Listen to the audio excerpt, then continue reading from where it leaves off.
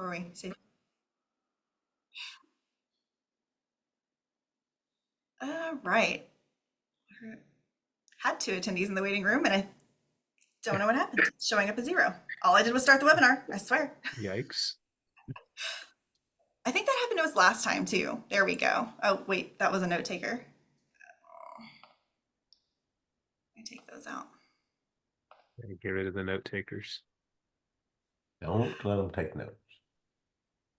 Good evening. Welcome. We're excited to have y'all here tonight. We're excited about this topic tonight. I am especially.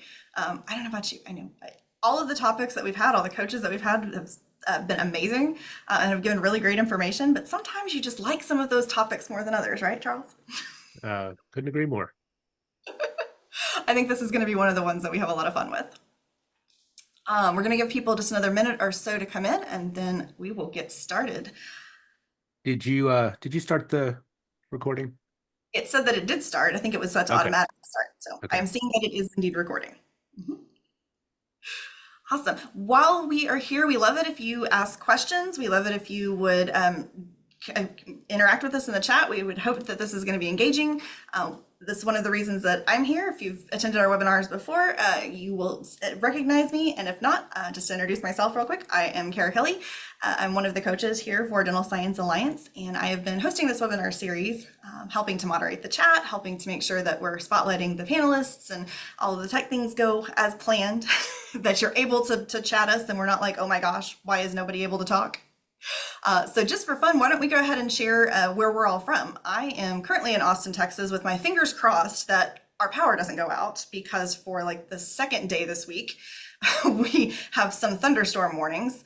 We ended up getting it on Memorial Day this week, Monday evening. I had gone shopping with my daughter and had just come back, and my phone starts blowing up with message after message of 80-mile-an-hour winds and get inside, and if you're outside you're all gonna die, and flash flood warning till 1 a.m. I'm like, what is happening? So I'm hoping that is not the case tonight. And if it is, if I suddenly disappear, you know what happened. Yeah, we had some serious rain here, as a matter of fact, this morning. I mean, it was touch and go with the electrical here as well. Oh, in Houston? Oh, okay. Yeah. I see somebody in Dallas, Texas. Dallas, how are y'all doing on weather? Well, I'm in Dallas too, and it's we've had good weather today. It was actually the sun shining, and so how it was did good, that happen? Well, we're happy with it. We'll take it. We got a bunch of rain the other day, some high winds, but I think the rain is pushed out here, and I'm kind of North Fort Worth, but yeah, it's definitely improved. Well, that's nice for you. I am still really hoping that it goes well. I've had enough tech issues today. I don't need to add more. All right. With all of that said, let's go ahead and get started. Let me introduce our speaker tonight. This is J.W. Oliver. Between leading a global insourcing company, launching over 20 startups, and trekking to Everest Base Camp, today's speaker embodies the spirit of adventure and entrepreneurship. As the managing partner of Zimworks, he empowers businesses to scale efficiently through remote teams, all while donating 51% of profits to ministries worldwide, which I'm just going to pause here and say, wow, that is amazing. I know plenty of entrepreneurs who want to take home 51%, much less to donate them to ministries worldwide. But as an ordained minister, pilot, author, and podcast host, he lives by a win-win-win philosophy. A win for the client, a win for the team member, and a win for the kingdom. Please join me in welcoming visionary leader and global impact maker, J.W. Oliver. Go ahead and take it away. Woo! I thought there was going to be all this cheering, but I forgot we're on a podcast. So I was ready for the woo. But yeah, hey, thanks, Kara. Thanks for letting me be on here, and Charles. It's always a lot of fun to see you again, and yeah, just love talking about the subject. Love talking about how people can use it to leverage their businesses to be more effective as well. So looking forward to helping others understand a little bit about what we do as well. Wonderful. Well, go ahead and share with us what is it that you do, just so that we all kind of get an idea of what it specifically is, because virtual assistants, outsourcing is really a broad way to phrase it. I know there's a lot of different arrangements, and so can you share a little bit about specifically your experience and what it is that your company is doing to support dental practices? Yeah, we find ourselves in a little bit of a unique position. First of all, we really don't like the old, sometimes well-oiled word of outsourcing. Sometimes that word gets used over and over. And it sounds like you've taken your task and you've moved it to somebody else. probably offshore, probably in another country, and maybe it's some back office function. But that's really changed today, especially with the way we do it, in that we are providing our partners, our business partners, with a full-time resource so that they can then leverage that team member to do not only back office tasks, which could be things that are happening from the accounting department or marketing department, but also even things like director of first impressions. But we've coined the term insourcing. We really prefer that. And the reason we utilize that is because it's about bringing a team member into your office who becomes part of your culture. We don't have call centers where people call in and you're rotating across 100 different people and they're picking up phones for 8 or 10 different countries or companies.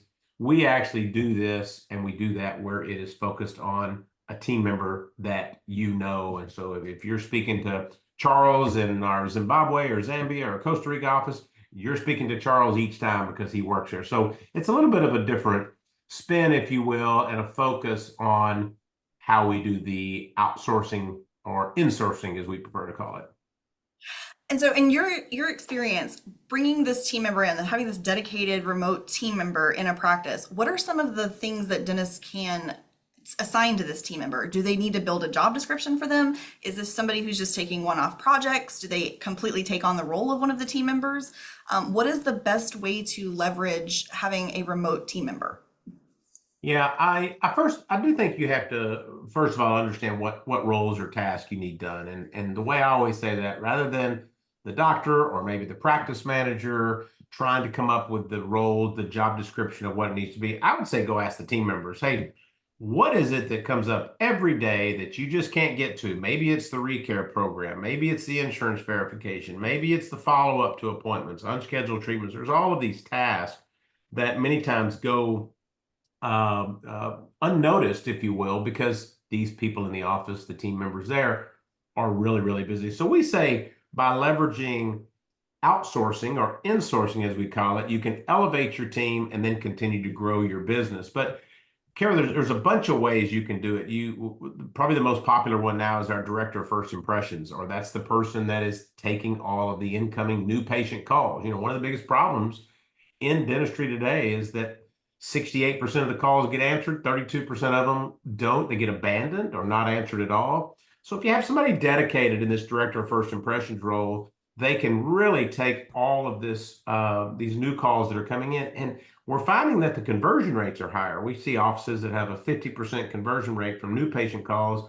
We've seen this go up to 80, 85% because they have the time. And then you can go through we got 12 different tasks or roles that we have outlined, from director of first impressions, unscheduled treatment, recare, insurance verifications, back-end accounting, revenue cycle management, even executive personal assistance, and then things like AP, payroll support, calculating doctor compensation, manning chats and websites. So if you can think about those areas that aren't getting done, then we can probably fill that. I actually love Kara, that. hey, can I interrupt for 1 second? Because Sure. this is always one of my favorite statistics that people don't hear. And then they don't believe it either. JW, what percentage of phone calls don't get answered in a dental office? Yeah, it's 32%, Charles, and this comes directly from the ADA. This is not some made up nefarious number that I've pulled out of the air. It's consistent, and I love it when I do this because Dr. Mosier, do you know that 32% of calls don't get answered? And Dr. Mosier says, not at my Impossible. office. Right. Right? That's the typical response. But that's a national average, and you're right, it's a problem. It's a problem. Yeah. Thanks, Kara. Absolutely. Let me see. I have actually several questions. The first is that I actually do appreciate that you have some roles that y'all have sketched out, that it's not a matter of, well, this person's going to be there for 30 hours a month, 40 hours a month, 20 hours a week, or whatever have you, and you have to figure out what to do with that. I know I have some personal experience myself of actually having a virtual assistant. I had hired a company and I didn't feel like I needed a lot of hours, but I also still felt like, even though I think it was like 10 hours a week, it wasn't a significant amount that I was engaging them for. And I, as an HR person, mind you, as an HR professional who knows very well how to do a job analysis and create a job description, still sometimes got stuck in my own head of what am I going to have them do this week? And I know I have a different business model than a dental practice, and I think my model would change a little bit more consistently of like what each day looks like and what each month looks like and so on. But that was one of the struggles that I had personally, was figuring out what to do and what do they need. And it felt like it was more of a drain on my resources than it was a help. And so I feel like that would be an excellent solution, is to have somebody that you can say, I want to hire a director of first impressions, and this is what they're here to do. And they know the job, and I don't have to train them on the job. I can just show them how it works at our office. Thoughts on that? Yeah, I think too, what's nice is we're not outsourcing a task. So let's say you went and hired a company to do insurance verification as an example. What I would say is that might be something you run out. Maybe they did 22 today and they don't have any for tomorrow, and so there's nothing to do. You can pivot this person because they are a full-time person. They're working for you 40 hours a week, 173 hours out of the month, and they are devoted to yours. So you can say, hey, today we're going to do insurance verifications, or you're going to be answering the phone, but I want you manning the chat as well. Again, you have to look at it as a full-time resource that you're able to leverage at somewhere around 40% the cost of what it might cost to do as well. But Kara, I might back up a little bit too. There may be some people that are thinking about utilizing a service somewhere. And I think also understanding the variances in what's out there and what you should look for. For instance, there's three top areas. There's onshore, which would be, hey, I'm working here in Dallas and I'm utilizing Charles in Houston. That would be an onshore relationship, or maybe somebody in New York. Then there's nearshore, Charles, I which just could heard a be, job offer for you. oh, I'm hired. Charles is hired. Charles got hired today. But you got onshore, you got the nearshore, which is like our Costa Rica office, where similar time zones, typically in the same hemisphere, and then offshore, like I have our offices in Africa. But what I would say is really start to look at the criteria. In the healthcare space, first thing you might want to do is say, okay, what kind of HIPAA qualifications are there? What about PHI? Do they utilize a cybersecurity company with data protection? That's at the top of the list. What kind of experience do they have? If I'm going to hire somebody, we were kind of chatting a little bit about, utilizing some of these sources. If I'm going to go hire somebody off Upwork or Fiverr, those are great companies. But if you're looking somebody who is skilled in, let's say, like we have a dental certification course that they go through before they ever start. Do they have a background? What services are offered? How about technology and infrastructure? You just mentioned your power going off. In countries that we operate in, a lot of them, they may have rolling power cuts for 8 or 9 hours a day. So are you in a facility of where you have constant power, as we do, and constant internet backed up? Is it fixed versus production? A lot of companies drag you in at a small salary, and then they say, oh yeah, we're only going to be $1,000 a month. You're like, that's great. And then you get your bill because it's performance based and it's $3,500 for the month. So all of these things are really important. How long is the contract? Am I tied in for a long period of time? So if you're looking at doing Or any what of happens this, if you just it's don't like important. this person? Because I know that was one of the concerns I had with the first company That's that I right. had, that Yeah. I was not a fan of the first person, and she booked a meeting on a holiday with me and then no-showed me. And I was like in the hospital seeing my bonus mom, and I left to go have this meeting on 4th of July that year, and she completely no-showed and then didn't answer my calls or my emails for like 2 days, came back and was like, oh, I was going to be on vacation. Like, you booked the meeting. Yeah. Oh my Yeah. goodness, I was not happy, and I was glad that company was allowed me to switch if I just really had an issue with somebody. And so it's Yeah, good we to do the same thing. If because ours is built around culture too. If somebody's not comfortable working with their remote team member, as we call it, we want them to come up and say, we just don't have a good match, or they're not understanding what I want. We can say, hey, not a problem. We can make that adjustment for you. Absolutely. Wonderful. And that brings me to another point. Like I said, I had a lot of questions for you. It brings me to another point about leadership in general of team members is one of the most difficult aspects that I know I see it. And maybe that's just kind of a relevancy bias of that's the problem that I deal with. And so I see a lot of it. But in general, if you scan the Facebook groups and just hear conversations at conferences, that is one of the number one things that dental practice leaders have issues with is managing team members. And so I can imagine the mindset of managing someone remotely is a little bit scary for them. They're like, I have this many problems with people who show up in my office that I can have them do checklists and this and that. What is that going to be like having someone remote that I can't just make sure that they're working the actual hours that they said that they were, or doing the work that they said the way that they said it, or being as quick about it as they are supposed to be. Can you speak to that or give some ideas or some advice to dental practice leaders who are thinking about this that need to have a little bit of that mindset shift or a little bit of peace of mind there? Yeah, leadership is always a problem, right? I don't, whether it's in your office or whether it's not. I think finding and cultivating good leadership is key. First of all, these are not magicians. Remote virtual teams, they're not unicorns. They're not going to do everything that you can't do. They do take time and effort. We always stress that during the first week, somebody needs to be working with your remote team member each morning, maybe 30, 45 minutes during that first 1 or 2 week period. And then it can begin to scale down from there. We do have what we call a CSP, a client services partner, who works on our side so that if their team member is having an issue, you could go to that person and say, hey, I'm having a problem with Charles, and he just doesn't seem to be keeping up. Could you speak to him, and we can do some performance evaluations. We can actually put some performance initiatives in place. But most importantly, if you're utilizing remote services in any capacity, you need some sort of a reporting structure. You need some sort of a daily, weekly report so that if you're expected to take 100 calls or make 100 calls, or if you're expected to do 10 follow-ups every morning, then have some sort of a reporting mechanism and structure that you can return in, because look, we all need to be held accountable at some level. And so putting these things in place, but I always want to back up to there's no magic bullet. And somebody I remember asking, not to I get this all the time, but this happened actually recent. I was talking to someone about the services, and they actually said, well, am I going to have to train them? And I was like, yes. I mean, because if you bring somebody into your office, in your practice, physically into your practice, you're going to have to train them.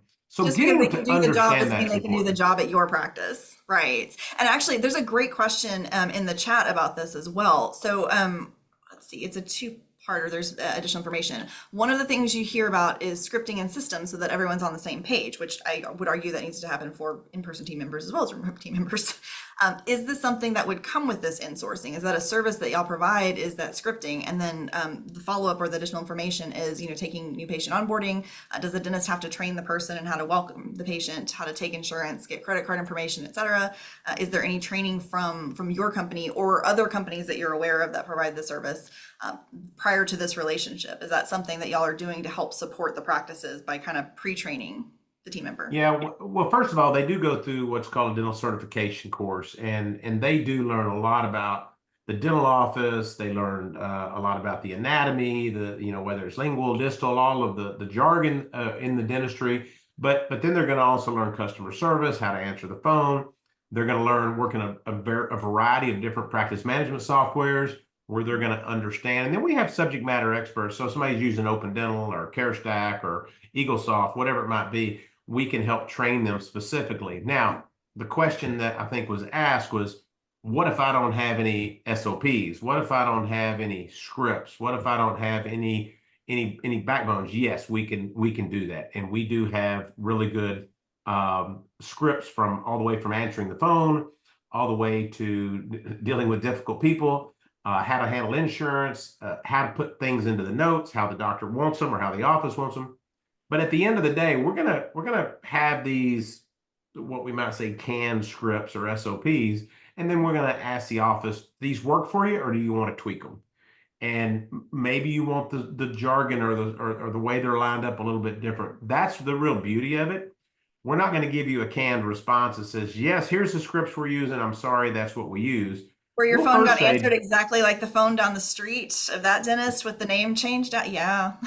yeah, that's not going to happen. That's exactly right. Yeah. Well, and And that's another thing too, that at least for Dental Science Alliance members, we have a team of 20 coaches, and at least 3 of them have that as part of what they can mentor on, is helping with scripts. And yeah, so that's another way that they can be supported, is if they're really looking to dive deep and do a certain amount of branding, and maybe the scripting for at least the phone, when they're answering the phones for new patients, goes toward the branding and the culture and the message they're trying to convey. And that's something I think would be really valuable as well, is to be able to partner a service like ZimWorks with some coaching that is already part of what they do with Dental Science Alliance. yeah, absolutely. We've done that. We've had coaches, we've had groups, and we can definitely come together and partner with that. If you're curious, if you want to talk about a good place to use Chat GPT too, if you're looking for that perfect opening line script of how to answer the phone, go in there and type in, I'm a female dentist from Jacksonville, Florida, and I want to catch my demographics, and what is the best 2 sentence opening line? That's what it's really good for, kind of help you script that. But we definitely have worked with a number of clients and continue to do that to help them come up with what might be that perfect, I don't want to say perfect, but one that fits them the best as well. So every time you say something, I go down like multiple rabbit holes of other questions I want to ask. I want to put a pin in that one because that's a longer conversation. I did want to ask though, you mentioned you have subject matter experts. If they're going to utilize a service as a virtual assistant, they can have a dedicated rep, but does it have to be the same person all month? Are they able to have multiple dedicated reps, maybe one being a subject matter expert and another one being a little bit more general to handle some of those daily projects, or answering phones and things of that nature? How does that work if the person that they have assigned to them runs into an issue that they can't handle? Is that something else y'all support as part of the solution, or is that separate? Do they have to hire another person? What is that? No, good question. No, the subject matter experts work on our team. So let's say that one of our clients says, "Look, I'm really wanting to work on the collections for the revenue cycle management, and we use Dentrix Enterprise System, right?" We go, "Oh, okay, well, we'll go get our subject matter expert to sit side by side and basically partner or shadow with your team member to help them scale up for that." So that's not a service we charge for. It's just something that we want to help scale up. So that's something we're always looking for as well from our team members, if or from our clients.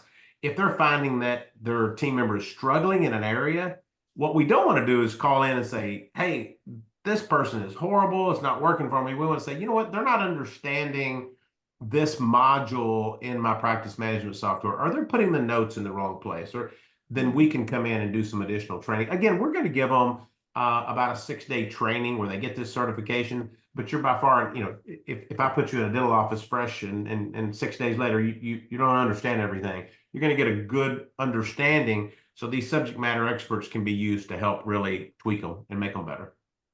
Okay. That I love that, actually, that they are really getting support and getting training from you, and it's not something that's an upcharge just because they needed a specialty Correct. solution. That's 'Cause right. we know we've all worked with the companies and all worked with consultants that every single time you talk to them, there's another charge for something because, well, that wasn't Like in an there. attorney. Like, don't call your attorney. There's going to be a fee. Oh yes, and unfortunately, that's one of the things I have to refer to being HR. I deal with a lot of those issues that I have to refer them to their attorneys on certain solutions. But for the rest of it, I try to keep it broad. My engagement letters, my agreements with the clients that I work with are that way, where it's like, here's some things that we could do if I'm engaged to it. Like, you need it, great, and if not, I won't bill you for that. If it's something that's outside of, we'll have a conversation. But in general, I'm not overly nickel and diming, and I don't have that kind of time or bandwidth to send invoices for every 15-minute phone call that I have throughout the week. And so I try to keep it as simple as possible. And I always appreciate companies that have that same mindset. I agree. One of my other questions from what you were just mentioning, you mentioned ChatGPT, and we have to ask it. I know we've had a webinar with Amal on AI in practices and how a lot of the front desk activities are going to likely be outsourced to AI over the next couple of years, or at least be able to be outsourced to AI. Can you speak to that? Is that something that y'all are using to leverage to work smarter, not harder with the team members that you're hiring? Is that going to be kind of part of the conversation? Is there a benefit to one over the other, in your opinion? Not knocking either direction. I think there's value and merits to both, and I think there's going to be plenty of a dentist that will be able to find solutions that really work for their practice. But what is your thoughts on that side of the conversation, given what your team members are doing for dental practices? Yeah, I just read a really, actually, I heard a guy who was head of Google. He spoke at a dental conference just recently, and he said AI is not going to eliminate staffing roles. It's going to make them much, much more efficient. So I think that's what you're going to see happen. You're going to see your front desk being able to answer, 3 times as many calls as they used to because there is some AI technology. We're very agnostic to any company or any software we've used. We got lots of clients on Patient Prism. We've got lots of clients who are now doing things like Voice Stack. We've got them using Inside Desk for revenue cycle management.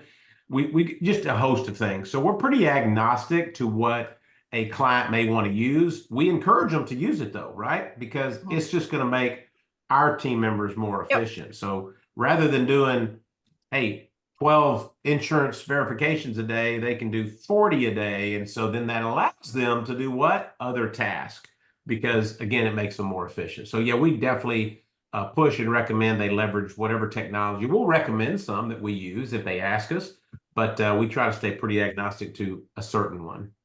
And your team members are also using it internally or for the work that they're doing with permission of the practice. And do y'all also, it's another question on top of a question, but have thoughts around or policies around AI use for the remote team members? Like you mentioned HIPAA and cybersecurity, and I feel like there's going to be no way that we're ever going to be ahead of the curve ever again. Legislation is certainly not going to be able to keep up with it. I'm not sure that any of us will be able to keep up with all of it. Are there policies that you're developing or have conversations with your team members, or is that part of your training on appropriate uses of AI? Not for example, typing something in to write copy for social media and it's plagiarizing another person's website and they didn't verify it. For just as an example, or using it in a way that the system is retaining the information specific to the practice and it's training the model. Do y'all think about those or talk about those or have any conversations with your clients or your team members, or have them sign anything? How do you handle that? Yeah, we do what's called a BAA, as a business agreement between the groups. And again, we don't arm our teams with a bunch of technology and tell them to use that. Again, they think of it just like as an employee who sits next to you at your office, right? Hopefully you've got your internal standard SOPs and procedures and what you can use and what you can't use, et cetera. Now, in terms of cybersecurity, we're probably much more secure than most offices are.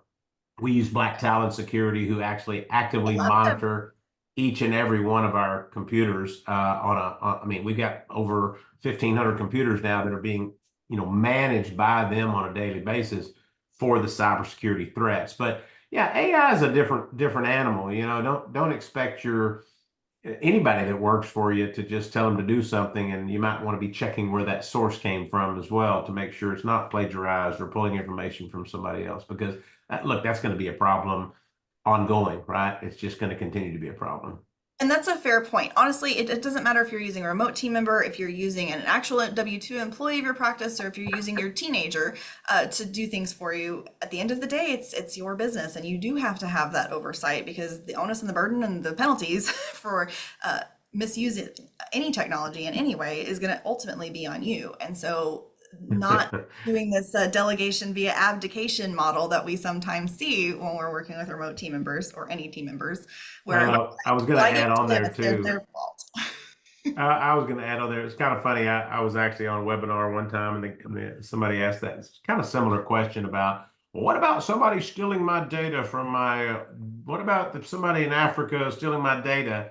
And actually the person that was on there with me just stepped in and said, what about the people in your office? Those are the ones who are going to steal your data. They actually can do something with it. So it's like, what protocols do you have in your office? Because whatever you have in your office is really how you should be using on a larger scale. So you're exactly right. Your real threats probably come right next to you as well. Now, I do have a question on that, just because HR brain always thinks this direction. W-2 versus 1099 contractors. The practice is paying the company, in your case, correct? Mm-hmm. And so this person is not a W-2 employee, and we want to make sure that we're careful not to blur those lines. Are they W-2 employees for your company, or are they contractors for your company, or what type of arrangement do y'all operate under? Yeah, well, W-2 is a U.S. term, so it wouldn't apply to our companies that we have. We have sister companies in all of these countries that we contract with. We're crossed in between all the companies, correct? But Gotcha. Okay. the customer here is paying our Texas-based LLC, and they are a 1099 agreement with them. That's correct. So it's a pretty easy way to do that. I see one of the questions that popped in there was about the number of hours, and I think it's that's where we really differ. This is a 40-hour a week. Every day they work for you, or however you want to adjust it, 9 hours, 10 hours, 4 days a week, or whatever it is, but it's 40 hours a week, and they are working for you. It's the same person. Something I might add on there, and I think it was important. Some of the things that we talk about, like we don't do long-term contracts. We have a 30-day out of our contracts. We give you a full-time dedicated person. And when we talk about cybersecurity, we also, all of our team members come to our facilities. We've got a facility in Zimbabwe, one in Zambia, one in Costa Rica. So they come into our facility to work each day, which helps you with accountability. It helps you with no power issues, no internet issues. It helps you with all of those that we can provide and help stabilize. So I think it's important to understand how that's being used, which again gives you that firepower. A lot of people are like, well, I don't have 40 hours a week of something they could do. I bet you do. I bet you do. If you wanted to dig into the inactive patient list and the recare and the follow, and how about just simple follow-up calls? Charles mentioned stats of 50% of all cancellations happen within 24 hours of an appointment. Well, what if you got somebody who can answer that phone call and try to get them rebooked, and then have these short list of people that can come in on a short hours? So there's all kinds of ways you can utilize them to get that ROI for your team member. I love that. And so just the question that I had asked and the reason for it was that it's one of the mistakes that I see some practices make whenever they have remote team members, or it's something they don't realize, that say they had an office manager or a billing coordinator who was a fantastic team member, they loved them, but they're moving out of state for whatever reason. And they say, well, we're just going to have them work remotely for us and it'll be totally fine. Except that they don't realize that you actually have to abide by the state's regulations where the work is performed, not where headquarters is. And so I have had a number of cases where virtual team members, remote team members are W-2 employees of the practice, and they're working from another state, and the practice gets in trouble for not taxing correctly, not following certain sick leave laws, not having certain policies in place. If they move to California, you've got a whole host of other issues. They just don't really understand what goes into that. And so this type of arrangement definitely makes it easier and gives them less headache to worry about when it comes to that relationship.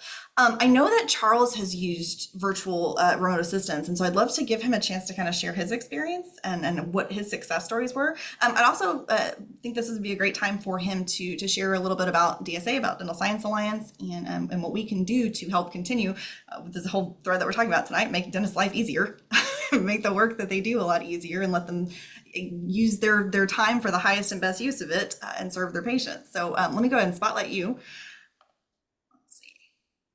There we go. There you shine. Yeah, thanks, Kara. Thanks, JW. I won't take up too much time because I do want to get back to the conversation. I don't know whose company to plug first, yours or mine, because I love them both. But I'm going to do mine first. So this webinar is brought to you by the Dental Science Alliance. We are a community of coaches that have come together to make sure that we're dedicated in the success and continuation of private practice and small group dentists. We are not anti-DSO. We are just really, really pro private practice and small group dentists. And we're just trying to make sure that you have the tools to kind of level the playing field to make sure that you can be successful. We collaborate with knowledge, support, wisdom. We have just such an amazing positive impact on the practices that we've been working with. Our coaching program, as you heard Kara say, we have over 20 coaches and experts in all the lanes. Full disclosure, as you heard, Kara Kelley is one of our coaches in HR. JW is also one of our coaches in remote workers. We provide one-on-one coaching on your time frames, not our time frames, mastermind calls, and of course, these amazing expert webinars. And we will be throwing a live event, a small live event in August of this month, which will just be for operators. Dentists are not invited. This will be for office managers, regional managers, directors of operations, and the likes. We have seen that there is a big gap in training of operators. So we're going to put together a small event in Dallas, Texas in August, where we're going to bring no more than 50 operators together for a day and a half. Myself, Santosh Patel, who is also a coach, and a woman named Dr. Catherine Alderman, who is a master at AI as well. So we hope that you'll join us in Dallas for that. And now, I mean, a completely shameless plug that I don't have to do, but want to do. I was scared to death to think about hiring a remote worker or virtual worker, whatever you would like to call it. I was just absolutely scared to death for all the reasons that we have talked about today, tonight, the uncertainty, the cost of it, the professionalism of it. And I gotta tell you, from the very first Zoom call that I had with ZymWorks, which was with one of their, I guess, what is it, JW? Kind of a location manager, whatever, interview manager. Yeah, I think you were, well, first I think we were on our business development specialist, Nicole, and then you were Yeah, on with our talent yeah. acquisition team as well. Yeah. So, I mean, unbelievable. They hold your hand. They walk you through the interview process. They brought 3 quality candidates on. I was completely confused. I reached out to Nicole and said, I don't know what to do. And she said, well, who did you like the best? And I told her there were 2. I re-interviewed those 2 people again. And Nicole really knew what I was looking for. And I finally just said to Nicole, which one should I hire? And she said, go with Hope. And I said, okay, so I hired Hope. Muchanyuka, I finally have perfected her last name. She is absolutely amazing. She speaks the Queen's English. I think I speak pretty good English, even though I'm from Texas. Her English is beautiful. Her writing skills rival mine. Again, I think I know how to write pretty well. Her Oh, I writing can skills attest are that she's amazing. fantastic and she's on top Fantastic. of things. Oh my goodness, I need her to come make sure I'm doing what I'm She supposed works to do. and she works Central Time, even though she's in Africa, she works Central Time with me. So we have this thing now when we talk back and forth in the morning, we don't say good morning because it's 8 o'clock my time and it's 4 p.m. her time. So we say good time of the day to you is how we start our days together. Good time of the day to you. She is absolutely amazing. Um, one of the biggest thing that I think I've had to deal with is how they do not make a lot of money compared to what you pay people here in the United States. And there is a bit of a guilt trip to that. And I'm constantly asking her, are you happy? What else do you need? How can I best support you? I want to be a great boss and a great leader for you. Tell me how I can best serve you.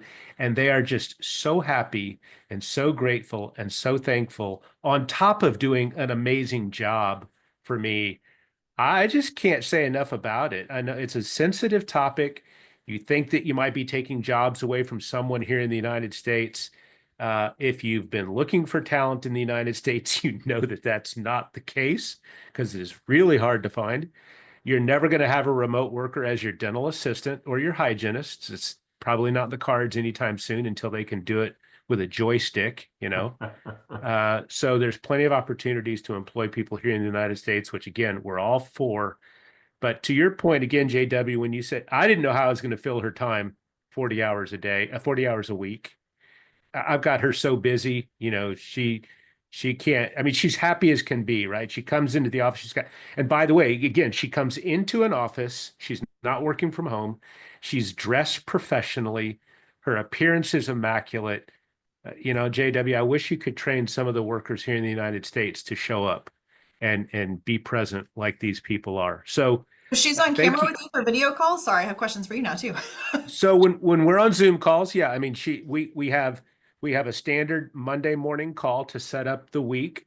We typically have a call on Wednesday with a different group of people, kind of our marketing people on Wednesdays. And then she and I'll touch base generally once or twice throughout the week, either through WhatsApp or on a Zoom call.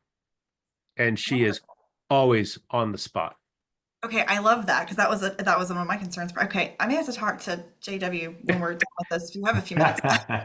Well, yeah, and I would reiterate that. I think that's a good point Charles brings up is that we this is what we do. Our teams, we're on Zooms all day long, and we encourage them. We encourage. I think the biggest part I would say there are some success tips that we talk about, and Charles, you're a good example. Even though you're just working with one person over there, we say integrate them into your organization, make them feel a part of it. Send them swag, send them so they have shirts, send them so they have stuff for their, pins and Like mugs part of and the what team? hats. Yeah, they need to feel part of your team. We're going Yeah. to make them feel part of our team, but they need to be part of your team as well. And that's what keeps your attrition really low and keeps a really satisfied team member too. No, So I actually have a JW, question. can I I have a put you? question Oh, go ahead. Go ahead. for Yeah, both of Kara. you that it's actually the same question, but kind of different lenses on it. Charles, you mentioned time zones, that she's working in the evening. I know that's something I recently had a speaker friend that he had something he needed to do last minute, a webinar that he thought was on the calendar, and like they ended up not being able to do it because the VA that they use on that particular team is in Singapore or some other country and wasn't going to be able to do it because of the time zone thing. So has that been your experience? Is that she is available during our normal work hours, our time zone? And is She she okay works. with She works 8 to 5 Central Time for me. Yeah. Okay, Okay. which is why she's not on this call right now because it's the middle of the night We're for past her. Central, yeah. Yeah, we're past 5 o'clock Central Time. Right. But yeah, we've got clients in Hawaii, across all time zones, and they match up to their time zones as well. That's correct. Well, and It's so one of the just a questions I have different. for you on that are they doing things with the rest of the team? Like, are they attending morning huddles? Are they able to come on camera in a dental practice at 8:45 when you've got that 9 o'clock patient to be part of the team for huddle? We encourage that. We say if you have morning huddles, weekly huddles, daily meetings, celebrate birthdays, anniversaries, kids' birthdays, whatever it is, you really need to make that team member just the same as somebody in your office. That's the key to success. As long as you're JW, not making it. I think a remote worker would be an amazing treatment coordinator. Oh yeah. But we actually in the UK, we've got some team members in the UK that actually, remote treatment coordinators is what they're using for them on a regular basis. And Yeah. we need to probably push that more here because you're exactly right. It works in a remote capacity for sure. Yeah. Now, Are what there I any would say additional again, concerns with that though? HIPAA related concerns with them being remote and having those conversations with patients? it's all security. Security? No, I mean it's actually better than speaking to them in the office with people around the front desk. It's much more secure. You could put the patient in a room where they're not in a treatment area and they're not, at the front desk, and they have this intimate relationship with this person, just like you see the backdrops. It would be now.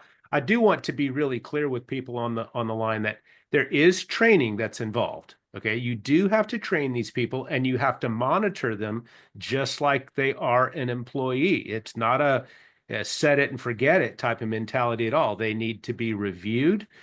You could record the calls that they're on and then take a look at those with them. They love feedback. I mean, Hope does. She loves feedback. Yeah. So, JW, I'm going to put you on the spot here if you don't mind.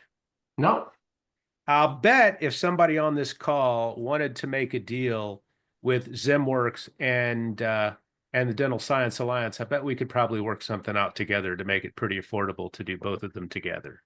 Yeah, absolutely. We definitely could come up with something to make that much more amenable to them if they're members of both. And we've talked about doing some things for the Dental Science Alliance members, and I think we need to probably finalize that because you're all y'all bringing up really good questions, and it just brings into how much they can do. But as you see, we're 45 minutes in the conversation. It's like, oh my gosh, they work the same time zone. So you can see many times it takes. You got to kind of get it, and I forget a lot of this as well. That things that we just think are natural do get lost a little bit. Yeah, Kara, I'll let you finish it up. Oh, I mean, I've just been chasing squirrels here every time y'all say something. No, I it's have a okay. question. That's good. I think some of the other just like one-off questions that I don't think we have any more in the chat, and so I'll just keep asking mine. If you do have some questions for JW, please put them in the chat.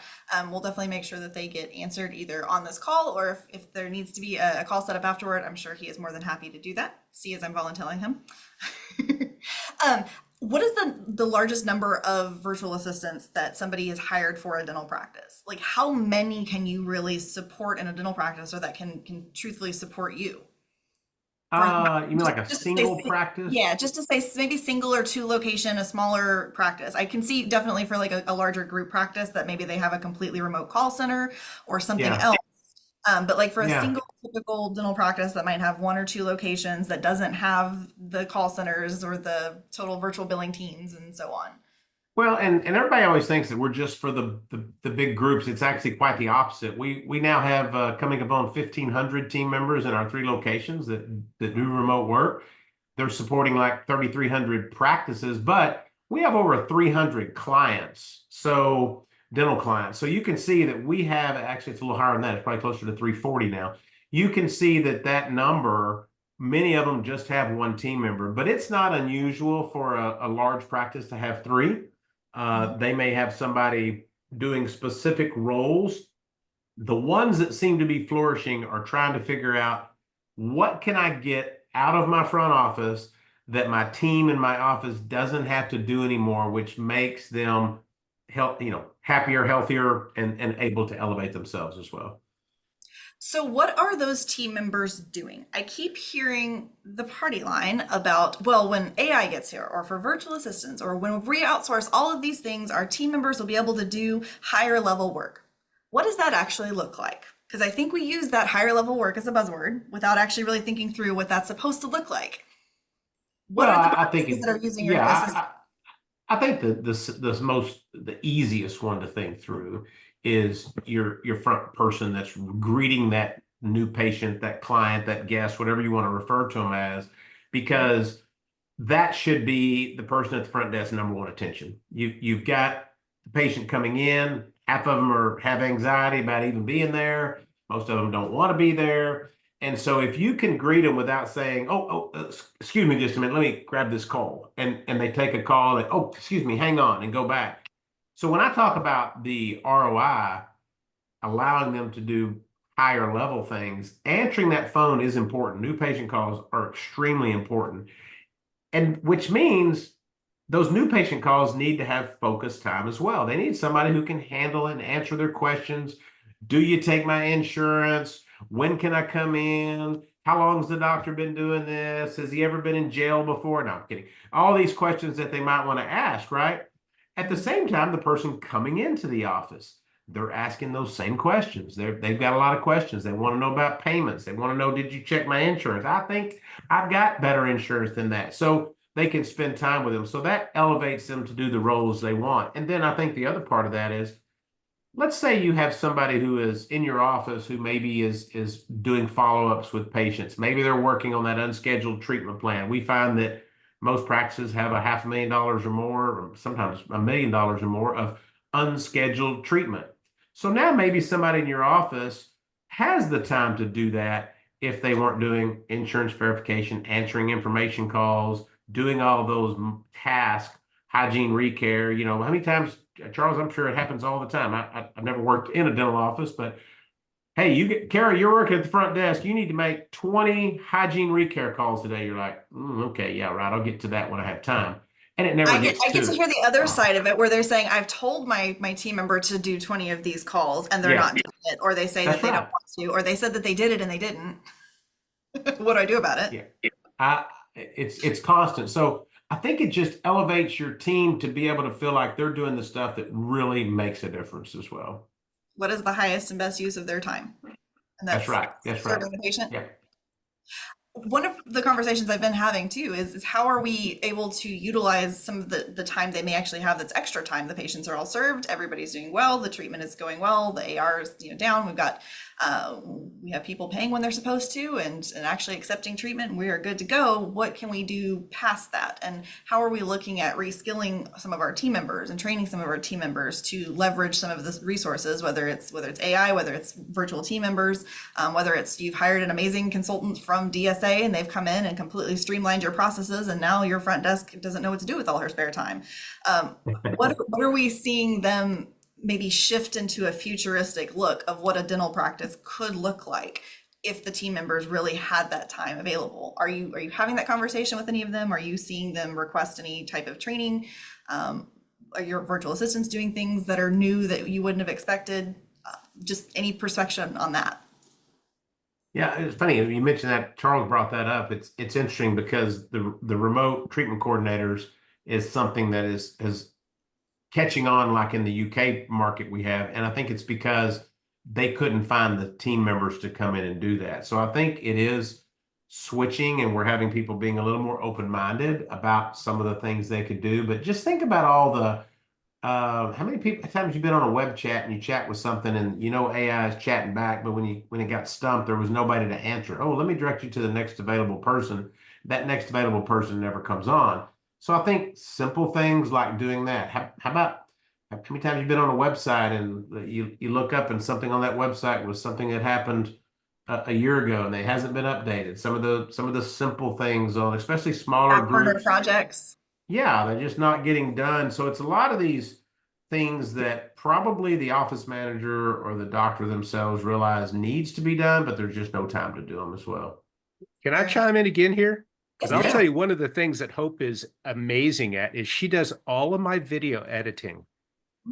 So any of you out there that are doing short videos or little educational videos that you're running on social media and then putting, if you don't have a YouTube channel, like I didn't before, by the way, check out our YouTube channel, which is Dental Science Alliance.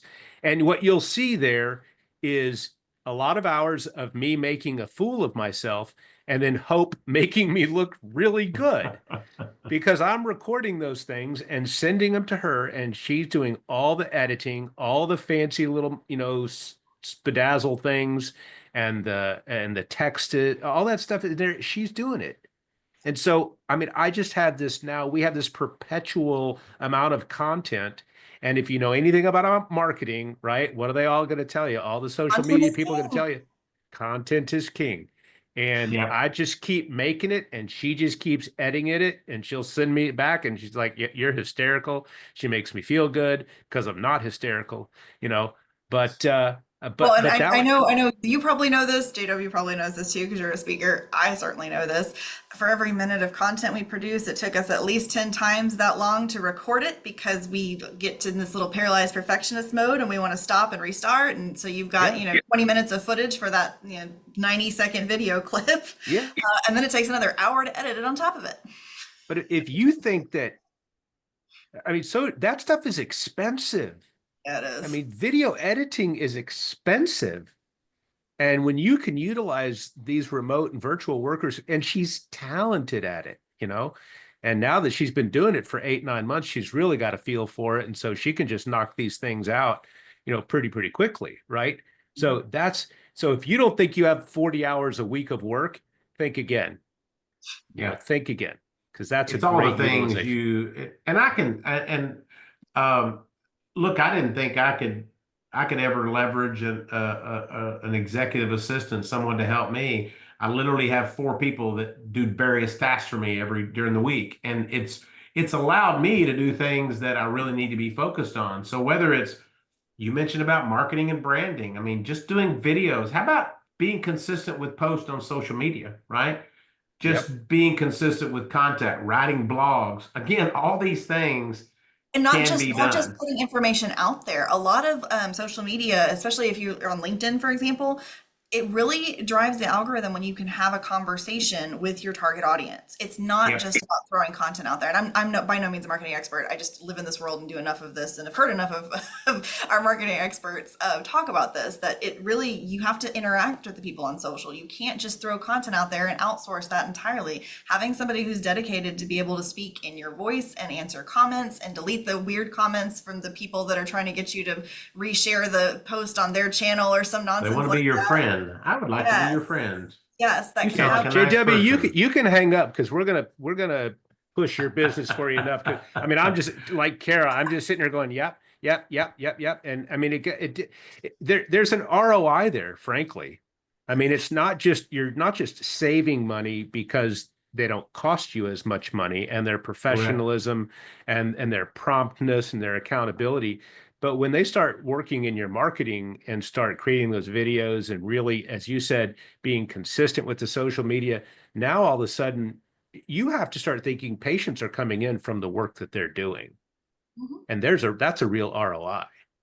Oh, Yeah. absolutely. And I think if you're talking about ROI, just like with any team member, the longer you retain them, the more they know your business, the better and Yeah. more efficient they are for you, the more your ROI goes up. And you're not having Yeah. to retrain a new one every 3 months because you've built that relationship with this person and they know your practice and they truly are integrated as if they were a team member, barring any legal issues of like employment, this and that. Check with your attorney. We're not attorneys, it's not legal advice and all those things. um, HR has to disclaim. Aside from that, but making them feel like they are somebody who really does know your culture and your practice, and you are treating them as if they were another team member that you want to stay long term, and keeping that mindset that you have with your other team members.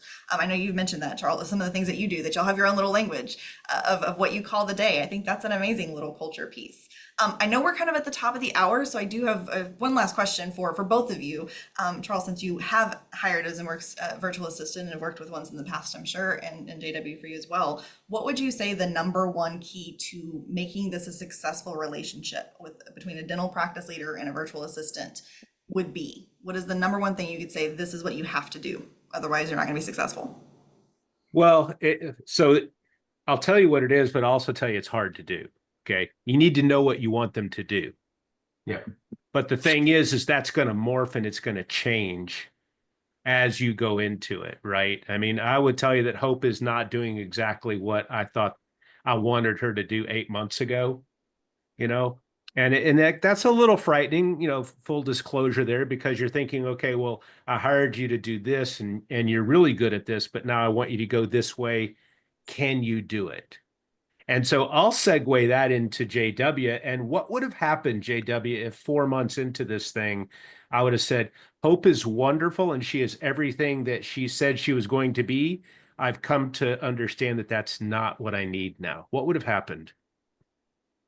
Yeah, it actually happens, and so one of the things that we're constantly doing with our CSPs is we're constantly having conversations with our clients and saying, "Hey, Charles, how are you utilizing Hope? Are there any other tasks?" And typically it's, "Well, staying pretty busy, but I don't know. I don't know if I'm staying busy enough, right?" And then we have to open up that conversation to maybe other areas that they may be able to use them. But I would say, kind of coming back to Hope's question, Kara. I'm sorry, Kara's question. I would say that the number one thing is you need to you must think about your remote virtual team as being on your team. And you must make them feel valued and appreciated. Yes, you need to evaluate them. Yes, you need to correct them. Yeah, but you also need to praise and motivate them when they do a good job. Tell them they're doing a good job. And probably, if we say this so many times, they need to be integrated into your culture. They need to become part of your organization. They need to feel a part of that. And Charles has done a good job of that, I know for a fact. And Hope knows she's part of Charles and the Dental Science Alliance, and she's making things work. And so that's the number one key. I mean, there's all kinds of other things, hiring the right fit, giving them the proper Communicating training, measuring. expectations. There's all Yeah. kinds of things, but make them feel part of your team. And really the ones that we have the most trouble with, probably they don't make them feel part of their team, and it's because they probably don't make their team members who work in their office feel part of their team either. No, So that never happens in um, dentistry. no, look, culture is what do they say? I recently read that culture is not a company problem; it's a leadership problem. And Yeah. so it all starts at the top. And so if somebody's having problems, you need to ask yourself, what do I need to change? And so I think that's where it all starts. That's an amazing observation, frankly. Yeah, Yeah. yeah, it is. It's It's not not a discrimination against the remote worker. It's just how they treat everybody. yeah, no, it's true. I And sometimes have to say some hard truths. I have my keynote is compete Yeah. with culture, and I talk about this. And one of the things that I mention is I often hear people just don't want to work. It's these entitled millennials. Well, people want to work. They just might not want to work for you. Yeah. yeah, That's right. yeah. Well, and if we've had some clients who, oh, that person's not working, we'll try, oh, this is not working out from us. A couple of times we've learned they got the same kind of problem in their office. So, it's not something new for them. So yeah, I just think And you it's valid that gotta, sometimes it's just not a good fit. Maybe it really isn't, or you didn't know what you wanted and now you have a better idea of it. And so somebody else might be a better fit. Absolutely. JW, do you ever fire your clients? I mean, do you ever fire me? I mean, had you two. fire, is that right? Had two and since 2018, and the funny story, I won't long on this, but they were actually upset because their team member wasn't asking them could they go to the bathroom. They were just getting up and going to the bathroom, and they weren't asking them. This is a remote team member, right? And then the other thing that was happening, that they weren't.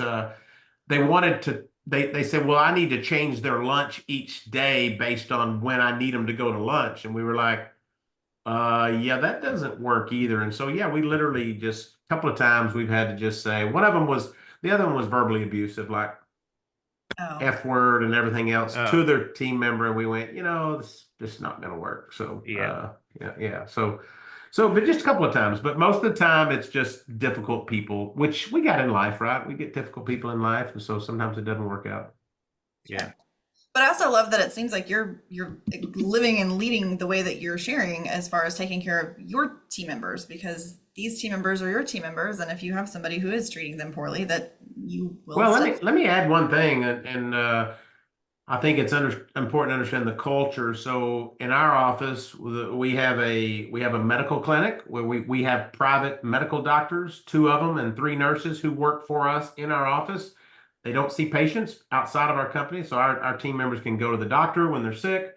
They can do it on a Zoom call if they don't want to go see them. And we're open 7 days a week, 9 a.m. to 9 p.m. So even if it's on the weekend, they can come to our clinic. We provide transportation at night, actually door to door. We take them home at night when it's midnight, 1, 2 in the morning. We have we have a CFO, but that's our chief fun officer. We've created, we even have a fun zone. It's a separate room in our building where they can have activities and things. So we've really, we got a young group. Our average age is around 26. So we've had to create things that make it more conducive. So it's really attributed to the low attrition rates, which is a voluntary attrition, meaning people quitting is around 0.5% per month, which is 6.5% or so a year, which is way lower than really lower than most average. any The, office the anywhere. projected any average is business. between 10 and 20%. Yeah. And Do you in the have people remote just- outsourcing, it's 10% a month. Yeah. Do you have people just beating your door down to work for you? Yeah, I mean, we still get I don't know, we probably get 500 applications per opening that we have. There's just a lot of opportunity there. And so, yeah, we're doing a lot of things internally, trying to upskill, trying to give them opportunities for an advancement. But really, our goal is, and look, if we help them get another job somewhere else, that's part of our job too, right? We want to help people improve their lives, which is our objective as well. I love that. I will say we Yeah. are a couple minutes past our time, and so we should probably wrap this conversation up. We do appreciate you, JW, for coming and sharing so much information. Oh my goodness, seriously, like so many questions that came up, questions spawned more questions. I don't think we have any more questions in the chat, but if you wouldn't mind dropping your contact information, just in case somebody does think of something afterward, they might be able to reach out to you. You Yeah, can absolutely. reach out to us. Charles, can you drop our DSA information in the chat as well? Just so that anybody who wants to find out a little bit more, Charles, I know will be more than happy to walk you through what we do as a personal, kind of learning about what your practice is and what you might need and how we might best be able to serve you with that.